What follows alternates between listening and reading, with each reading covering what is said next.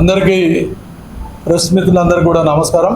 గత కొన్ని రోజులుగా సిరిసిల్ల స్థానికంగా జరుగుతున్నటువంటి ఒక సంఘటన, ఆత్మహత్యగా తర్వాత మిస్టరీ మర్డర్గా జరుగుతున్నటువంటి ఏవైతే రోజుకు ఒక్కొక్క రీతిగా పుకార్లు వస్తూ ఉన్నటువంటి పరిస్థితిలో ఇది పూర్తిగా ఒక దురదృష్ట సంఘటనగా భావిస్తూ మొట్టమొదటగా చనిపోయిన మృతుడు వెంకటేశం కానీ ఆ కుటుంబ సభ్యులకు ప్రగాఢమైనటువంటి సానుభూతిని తెలియజేస్తూ దాడి తీసిన కారణాలకు నేను విచారిస్తూ వారికి ఈ ప్రభుత్వం అండగా ఉంటుంది, పార్టీ అండగా ఉంటుందని తెలియజేసుకుంటూ ఈ నెల 6వ తారీఖున మిస్సింగ్ కేసు వెంకటేశం కనబడటం లేదు అనేటువంటి వాళ్ళ భార్య ఇచ్చినటువంటి కంప్లైంట్కు పోలీసులు వెంటనే స్పందించి అదే రాత్రి ఎఫ్ఐఆర్ నమోదు చేసి ఆ తర్వాత జరిగినటువంటి సంఘటన తెల్లవారు మర్నాడు 2 రోజుల తర్వాత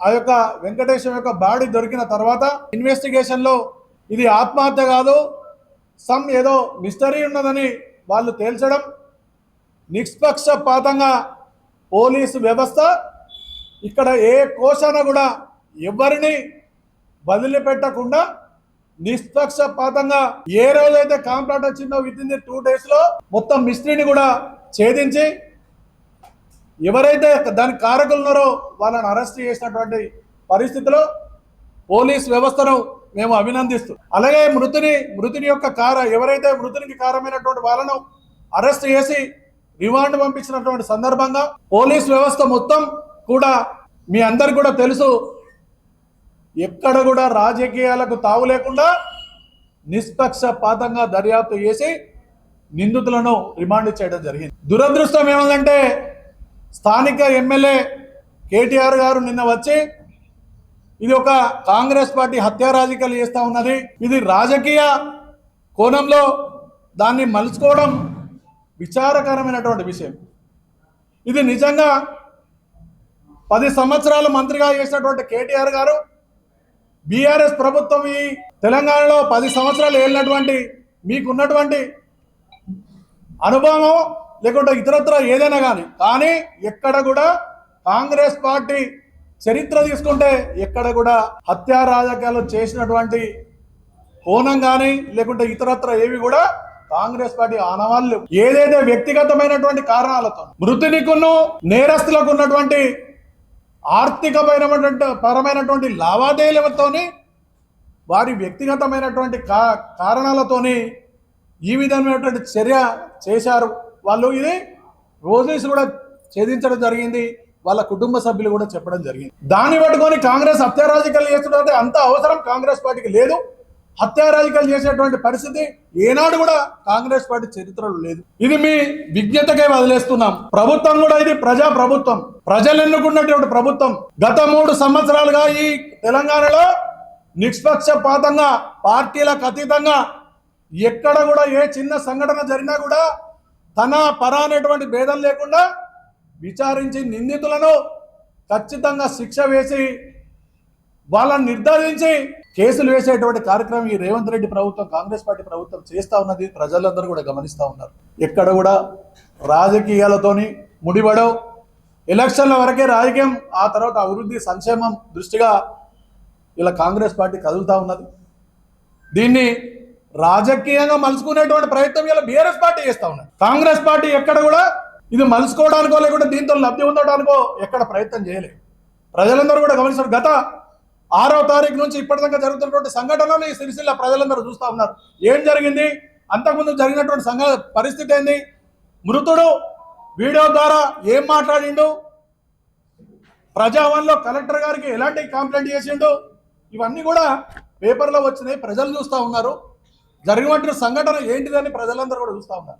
ఇలా తీసుకొచ్చి మీరు హత్యా రాజకీయాలు అని చెప్పి దీన్ని మలవడానికి, దీంతో లబ్ధి పొందడానికి పోయి ఒక మాట్లాడడం ఇది కరెక్ట్ కాదు. దీన్ని పూర్తిగా మేము ఖండిస్తూ, ఏదైతే మీరు ఆ పిల్లల దగ్గరికి స్థానిక ఎమ్మెల్యేగా మీరు పోయి మాట్లాడినో దానికి మేము పోయి మీరు మాట్లాడి వారికి ఆర్థిక సాయం చేసారో లేకుంటే పిల్లల్ని ఆదుకుంటా అన్నారో అక్కడి వరకు కరెక్ట్. కానీ రాజకీయంగా మీరు కాంగ్రెస్ పార్టీ మీద రుద్దడం అనేది ఇది కరెక్ట్ కాదు. దీన్ని తీవ్రంగా ఖండిస్తుంది. రాజకీయాలు ఈ సిరిసిల్ల నియోజకవర్గంలో చేసింది కాంగ్రెస్ పార్టీ హత్యారాజకీయాలు కాదు. బీఆర్ఎస్ ప్రభుత్వంలో ఇలా నేరాల సంఘటన ఇక్కడ తెలంగాణ ప్రజలు ఇంకా మర్చిపోలే.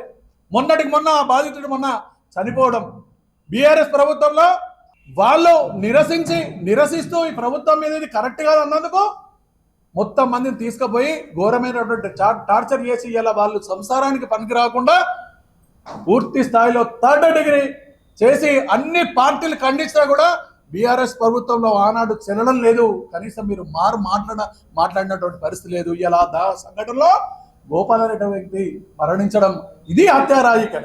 అలాగే కాంగ్రెస్ పార్టీ ఇప్పుడు ప్రజల మీద బడుగు బలహీన వర్గాల కోసం చేనేత కార్మికులకు అధ్యస్తా ఉన్నది. కానీ మేము ఎక్కడ కూడా కాంగ్రెస్ పార్టీ నాయకులు కానీ కాంగ్రెస్ పార్టీ కానీ ఎక్కడ కించిత్ తప్పు చేసేటువంటి పరిస్థితి లేరు. మీ ప్రభుత్వం చేసింది. ఇలా సిరిసిల్లలో ల్యాండ్ మాఫియా ఇదంతా చేసింది బీఆర్ఎస్ ప్రభుత్వంలో తప్ప ఇలాంటి కాంగ్రెస్ ప్రభుత్వం వచ్చి 3 సంవత్సరాలు అవుతున్నది. ఎక్కడ కూడా కాంగ్రెస్ కార్యకర్తలు సురక్షితమైనటువంటి క్రమశిక్షణ గల వాళ్ళు ఎక్కడ కూడా తప్పు చేయకుండా కాంగ్రెస్ పార్టీ అభివృద్ధి కార్యక్రమాలు ప్రజల దగ్గర తీసుకెళ్లి ప్రజలకు అండగా ఉంటూ పేద ప్రజలకు అండగా ఉంటున్నటువంటి చేస్తూ ఉన్నారు మేము. దయచేసి ఇటువంటి కుళ్ళు రాజకీయాలు తీసుకొచ్చి హత్యా రాజకీయాలు అని చెప్పి కాంగ్రెస్ పార్టీ మాట్లాడడం ఇది సబబు కాదని నేను తెలియజేసుకుంటూ మృతుని కుటుంబాన్ని ఏదైతే నేరస్తులకు ఖచ్చితంగా ఈ ప్రభుత్వం ఇంకా కూడా మీకేమైనా డౌట్ ఉంటే ఇంకా ప్రభుత్వాలకు మీరు కంప్లైంట్ చేయండి. ఇది ఇంకా వేరే పెద్ద వ్యక్తులతో ఎంక్వైరీ చేద్దామంటే ఎంక్వైరీ చేసి నిందుగా వచ్చినటువంటి వాళ్ళని తప్పనిసరిగా శిక్షించేటువంటి కార్యక్రమం ప్రభుత్వం తీసుకుంటుంది. అలాగే మృతుని కుటుంబాన్ని తప్పనిసరిగా ప్రభుత్వ పరంగా ఇలా ఇందిరమ్మ ఇల్లు తప్పనిసరిగా వారికి కేటాయించేటువంటి కార్యక్రమాన్ని చేసి, అలాగే మృతుని యొక్క భార్యకు పెన్షన్ వచ్చేటువంటి కార్యక్రమం, ఒక వింతతో పెన్షన్ ద్వారా వాళ్ళకు ఆదుకునేటువంటి కార్యక్రమం, ఇతరత్ర ప్రభుత్వం ద్వారా ఎన్ని వసతులుగానే ఆ కుటుంబాన్ని ఆదుకునేటువంటి కార్యక్రమం కాంగ్రెస్ పార్టీ పక్షాన ప్రభుత్వం పక్షాన మేము బాధ్యత తీసుకుంటామని తెలియజేసుకుంటాం. ఇటువంటి కుళ్ళు రాజకీయాలు హత్యా రాజకీయాలు రాజకీయంగా పరంగా ఎలక్షన్స్ వరకే ఉండాలి, అది చేసుకోవాలి. కానీ ఒక విధమైనటువంటి ఒక స్థాయిలో ఉండి ఇది నీకు దిగజారుడు రాజకీయాలు చేసేటువంటి కార్యక్రమాన్ని ఇక్కడ ఉన్నటువంటి మంత్రి గారు చేయడం ఇది సబబు కాదని కాంగ్రెస్ పార్టీ పక్షాన దీన్ని తీవ్రంగా ఖండిస్తా ఉన్నాం.